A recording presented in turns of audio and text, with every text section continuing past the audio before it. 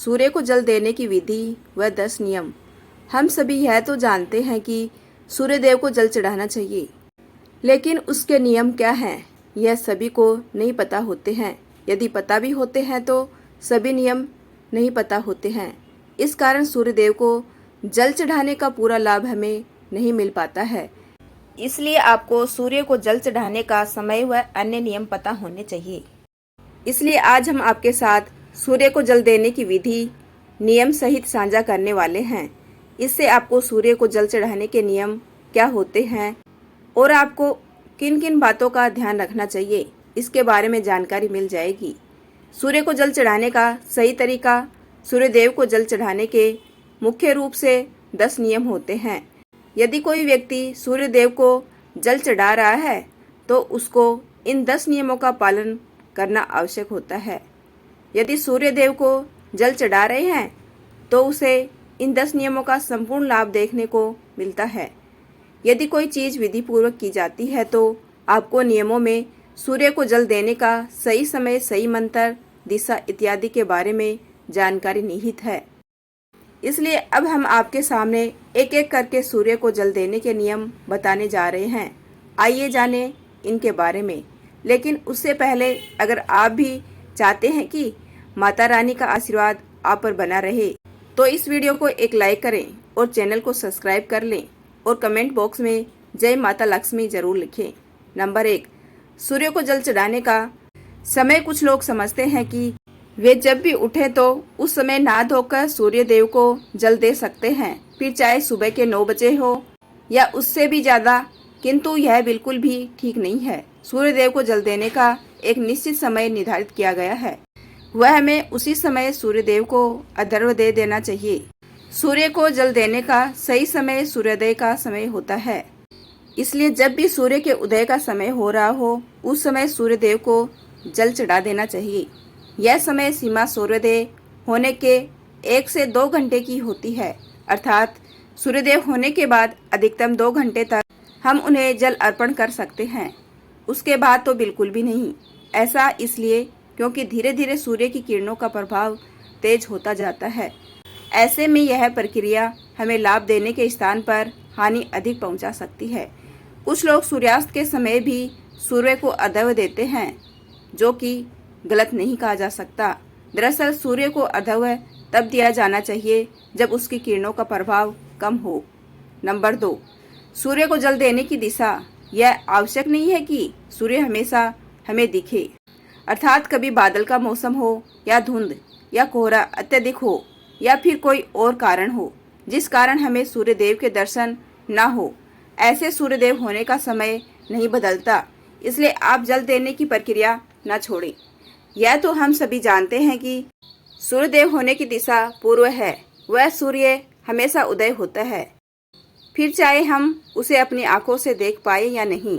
ऐसे में आप सूर्य न देखने की स्थिति में पूरब दिशा की ओर मुख करके भी सूर्य देव को जल दे सकते हैं। नंबर 3, सूर्य को अर्घ्य देने से पहले स्नान।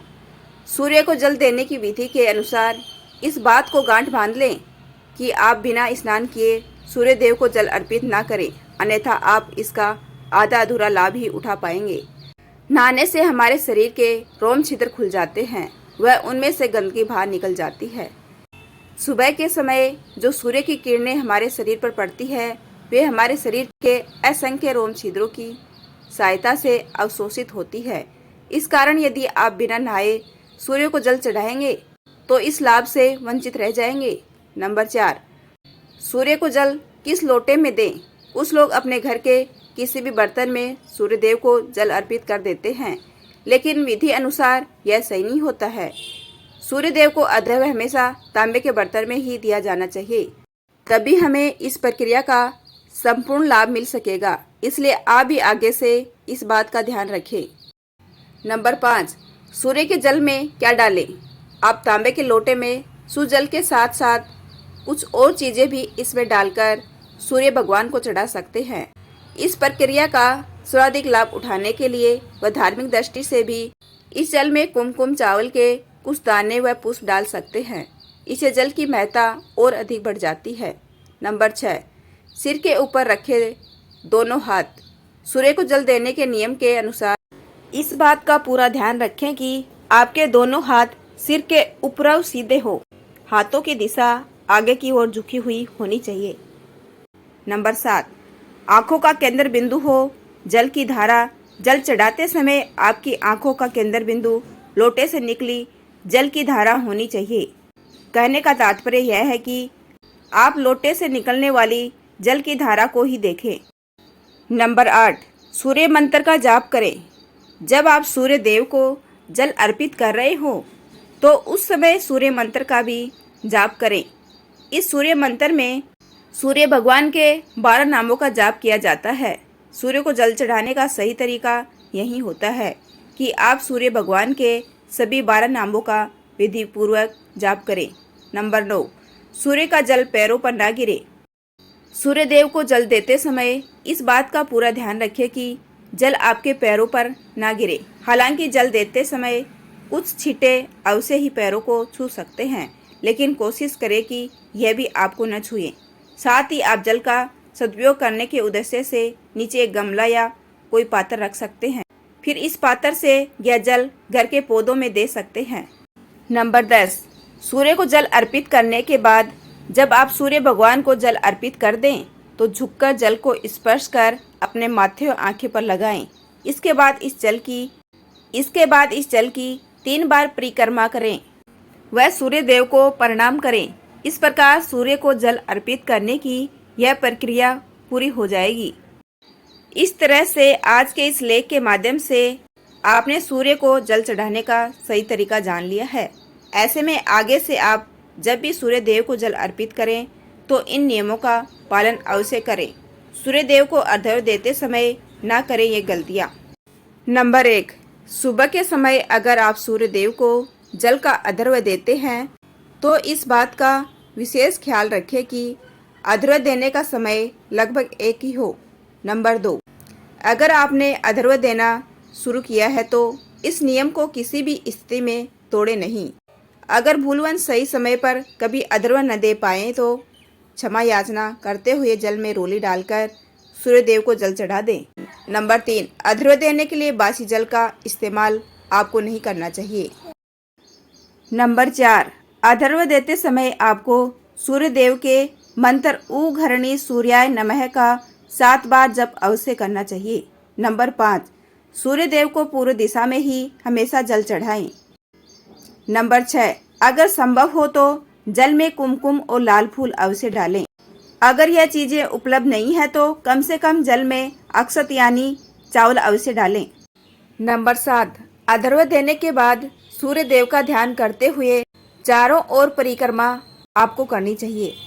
नंबर 8, देव को जल का अर्घ्य देने वाले को रविवार के दिन आदित्य हृदय स्तोत्र का पाठ भी करना चाहिए। इससे सूर्य देव प्रसन्न होते हैं। नंबर 9, अर्घ्य देने वाले को मांस का सेवन करने से बचना चाहिए। नंबर 10, सूर्य मजबूत करने के उपाय। सूर्य को बहुत सारे तरीकों से मजबूत कर सकते हैं, लेकिन अर्घ्य देने से सूर्य हर तरह से अनुकूल हो जाता है। सूर्य को देखते हुए जल चढ़ाने को अर्घ्य देना कहा जाता है। इससे सूर्य के साथ साथ सभी 9 ग्रह मजबूत हो जाते हैं। मात्र सूर्य को अर्घ्य देने से जीवन की लगभग हर समस्या का समाधान किया जा सकता है। सूर्य को अर्घ्य देने की विधि और नियम। आप अर्घ्य नदी में खड़े होकर या घर से दे सकते हैं। उगते हुए सूर्य को अर्घ्य देना सर्वोत्तम होता है। इसके अलावा नवोदित रहने तक सूर्य को अर्घ्य दिया जा सकता है। जल देने के पूर्व व्यक्ति का स्नान कर लेना जरूरी है। अर्घ्य देते समय अगर सफेद वस्त्र धारण किए जाएं तो सर्वोत्तम परिणाम मिलेंगे। लोटे या मिट्टी के बड़े पात्र से जल देना सर्वश्रेष्ठ माना जाता है। प्रतिदिन सूर्य के जल अर्पित करने के फायदे। जिन लोगों की कुंडली में सूर्य कमजोर है उन्हें प्रतिदिन सूर्य को जल चढ़ाना चाहिए। इससे उनका आत्मविश्वास मजबूत होता है। सूर्य को जल देने से समाज में मान प्रतिष्ठा में वृद्धि होती है। सूर्य को जल चढ़ाते समय अपना मुख पूरब दिशा की ओर रखें। ज्योतिष शास्त्र में सूर्य को आत्मा का कारक बताया गया है। इसलिए आत्म शुद्धि और आत्म बल को बढ़ाने के लिए नियमित रूप से सूर्य को जल देना चाहिए। सूर्य को नियमित जल देने से शरीर ऊर्जावान बनता है। अगर आपको नौकरी में परेशानी हो रही है तो नियमित रूप से सूर्य देव को जल देने से अधिकारियों का सहयोग मिलने लगता है और मुश्किलें दूर हो जाती है। सूर्य को जल देने के लिए तांबे के पात्र का इस्तेमाल करना अच्छा होता है। सूर्य को जल चढ़ाने से पहले पानी में 1 चुटकी रोली और लाल फूलों के साथ जल अर्पित करें। सूर्य देवता को जल अर्पित करते समय 11 बार सूर्याय नमः का जाप करना चाहिए। अगर आप नियम के अनुसार प्रतिदिन सूर्य देव को अर्घ्य देते हैं तो आपको इसके कई शुभ परिणाम मिलने लगते हैं। अर्घ्य देने से कुंडली में सूर्य की स्थिति मजबूत होती है और इसके प्रभाव से धन समृद्धि घर में आती है। इसके साथ ही सेहत भी दुरुस्त बनी रहती है। अगर आप नियमों के अनुसार सूर्य देव को अर्घ्य नहीं देते तो वैसे फल आपको प्राप्त नहीं होते जैसे आप चाहते हैं। यह तमाम जानकारी जनरुचि को ध्यान में रखकर दी जा रही है। ज्योतिष और धर्म के उपाय और सलाहों को अपनी आस्था और विश्वास पर आजमाएं। कंटेंट का उद्देश्य मात्र आपको बेहतर सलाह देना है। इस संदर्भ में हम किसी प्रकार का कोई दावा नहीं करते हैं। प्रिय दोस्तों, आज के वीडियो में बस इतना ही। हमारे द्वारा दी गई शास्त्रों अनुसार जानकारी आपको अच्छी लगी हो तो वीडियो को लाइक, शेयर एंड सब्सक्राइब करें और कमेंट बॉक्स में जय माँ लक्ष्मी जरूर लिखें। धन्यवाद।